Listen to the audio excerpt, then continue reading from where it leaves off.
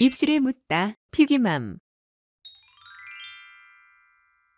입시뉴스 오늘은 2023학년도 서울대 정시 모집 결과 분석이라는 주제로 이혜웅 소장님 모시고 이야기 나눠보겠습니다. 소장님 안녕하세요. 네, 안녕하세요.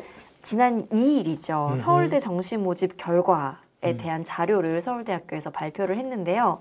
이 뉴스 기사들을 통해서 어떤 내용들이 나와 있는지 살펴보도록 하겠습니다. 네, 가장 먼저 우리 서울대 정시 최초 합격자 중에 재학생 비중이 확대가 됐다는 소식입니다.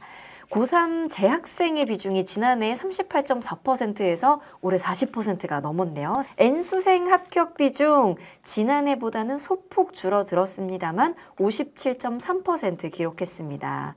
재학생 비중 확대됐지만 여전히 N수생이 절반 이상 차지하고 있고요. 그 이유 정시에서의 직윤 신설과 교과평가 반영이 영향을 준 것으로 보인다. 이렇게 기사에서 분석하고 있습니다. 신설된 직윤은 수능 60%, 교과 40%를 반영하고 있고요. 일반은 수능 100%로 2배수를 통과시킨 뒤에 1단계 80%, 교과평가 20% 이렇게 반영을 하고 있습니다. 또 다른 경향은 일반고의 학생 그리고 영재학교 학생의 비중이 늘어났다는 겁니다. 고교 유형별로 봤을 때는 일반고등학교 출신 자공고를 포함한 수치고요. 57.7%가 합격했습니다. 지난해 56.1%보다 조금 올라간 수치고요. 이건 역시 정시에서의 직윤 신설이 영향을 미친 것으로 분석하고 있습니다. 영재학교 학생도 늘어서 올해 2.9% 41명입니다. 반면에 자사고, 과고, 외고, 국제고 출신의 비중은 줄어들었습니다. 또 그 외에는요, 서울대 정시 최초 합격자 배출학교가 64개 학교가 늘어나서 411개 학교에서 정시 최초 합격자를 배출을 했고요. 이건 역시 직윤 신설의 영향으로 보고 있습니다. 또 하나, 올해 수시 정시 합산 결과 남학생의 강세가 더 심해졌습니다.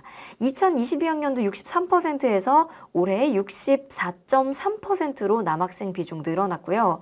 수시 대비 정시에서 남학생 강세가 더 뚜렷하게 나타났습니다. 최근 수능에서 남학생 1등급 비율이 여학생보다 더 높았다는 이런 또 자료도 있었는데요.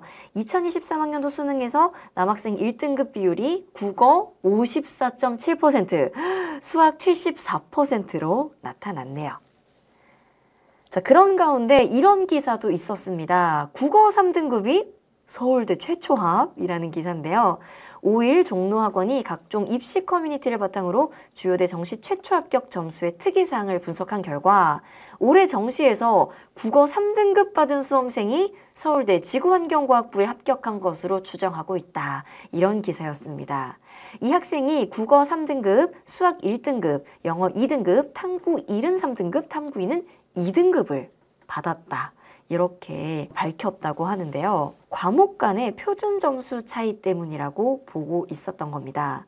국어보다 올해 수능에서 어렵게 출제된 과목이 바로 수학이었는데요. 정시 국어 표준 점수 최고점이 언매 기준으로 134점, 수학 최고점은 미적분 기준으로 145점이어서 11점의 차이가 발생을 했습니다. 그러다 보니까 중앙대, 경희대에서 수학 1등급 받고 국어 4등급인 합격자가 발생한 것으로 추정을 하고 있고요. 성균관대 수학교육, 또 경희대 간호학과 등에서 수학 1등급, 국어 3등급 합격 학생을 또 추정을 하고 있습니다. 와. 또 2019학년도에 비슷한 상황이 있었는데요. 반대였네요. 국어 표준 점수 최고점이 150점, 수학 가형 표준 점수 최고점이 133점이어서 지방권 소재 의대 정시에 수학 4등급을 받고도 합격한 학생이 나왔다고 합니다.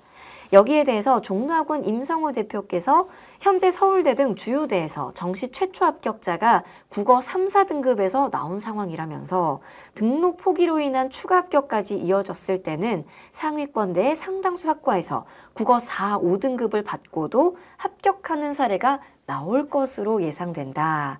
이렇게 이야기를 하고 있었네요.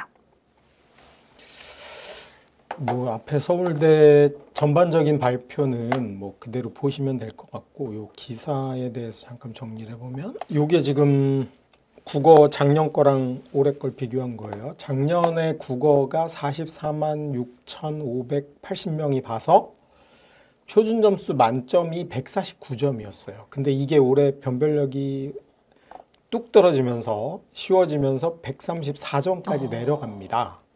그러니까 당연히 이렇게 퍼져 있던 작년 1등급이 몇 점 차이였냐면 1등급 꼴찌가 131점이었고 149점이니까 무려 18점 차이 난 거죠. 그러니까 저 국어 1등급 안에서 표준 점수만 18점 차이나.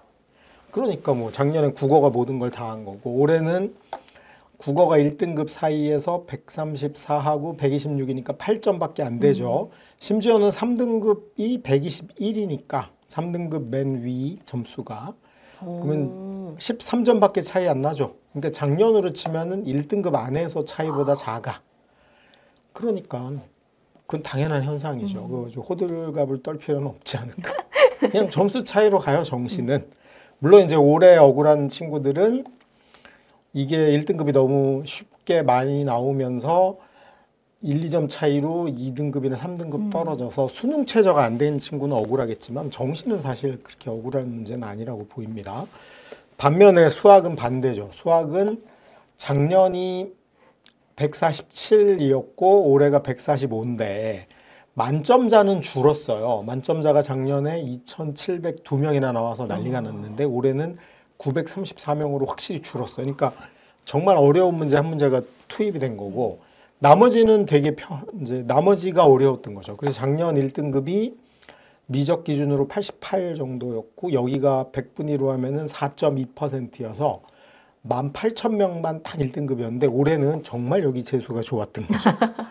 3.5가 134였고 이 동점이 무려 7,566명이 0.5%의 안에 끼면서 무려 이야. 1등급이 5.26%까지 늘어서 22,571명이 1등급 안에 들어갔고 작년보다 4점짜리 하나 더 틀린 친구까지 1등급이 됐어요. 그리고 2등급도 135가 작년 시작이었는데 올해는 덕분에 132로 1등급, 2등급 끝은 126, 여기는 130까지 내려간 거죠. 그러니까 126 비슷하게.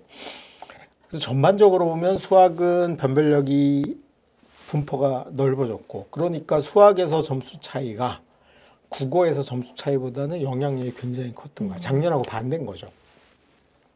그래서 마치 뭐 국어를 못해도 대학을 잘 가는 것처럼 그렇게 호들갑을 떨 필요는 없었고 이게 작년 걸 분석한 거니까 사실은 올해 시사점은 올해는 국어가 작년보다는 좀 냉탕 온탕이 있으니까 작년보다 국어가 약간 변별력을 행사하게 되면 국어 영향력이 이제 작년, 재작년 한 중간 정도 역할은 하지 않을까라고 봐야 될 것 같고요. 그다음에 수능 국어 난이도 문제는 이게 아까 그 기사입니다. 그 2019년에 나온 기사인데 불수능이 바꾼 대입풍경. 이번에 완전 반대예요. 반대네요. 영어, 수학 4등급도 서울대를 갔고 의대를 갔다. 그러니까 이렇게 과목 하나 가지고 일희 일비하면 안 되고 특히 지금 여기서 언급하고 있는 건 무슨 뭐 중위권 대학이 아니잖아. 서울대나 의대를 언급하는 거면 당연히 다 잘 봐야죠. 그렇기 때문에 난이도가 약간 왔다리 갔다리 하더라도 자기 실력을 유지해야지 진정한 상위권이다. 그걸 다시 한번 보여주는 측면이 있는 거고 특히 이제 수시로 최저를 맞춰야 되는 상황에서는 정시로는 서울대 갈 친구가 수시로는 최저를 못 맞춰서 못 갈 수도 있는 거예요. 그런 측면이 있기 때문에 올해 난이도가 어떻게 될지 이거는 사실 점쟁이를 빼고는 예측할 수 없죠. 점쟁이도 못하지 않을까요? 뭐 어쨌든 점쟁이는 할 수 있어요. 우기면 되니까. 근데 이게 정상적인 상황이면 뭐 요 정도가 상식적으로 예상이. 작년에 국어가 너무 쉬웠으니 약간 어려워질 수 있고 이것 빼고는 예측할 수 없어. 그러니까 결국은 최상위권 대학을 노리는 친구들, 특히 정시로 노리는 친구들은 어느 한 과목도 소홀히 하면 안 되고 기존에 한 3, 4년 정도의 난이도 변동폭이 있더라도 내가 확실히 1등급을 받을 수 있게 준비하는 게 핵심이다. 그걸 좀 기억하셔야 될 것 같아요. 그래서 하여튼 수능의 난이도에 일희일비하지 말고 본인이 한 3, 4년간의 난이도 변동폭 안에서도 아무리 못해도 적어도 목표하는 등급을 받을 수 있을 정도로 준비하는 거. 그게 해결책이다. 그렇게 생각하시는 게 맞는 것 같아요. 네, 오늘도 이혜용 소장님과 함께했습니다. 고맙습니다. 네, 감사합니다.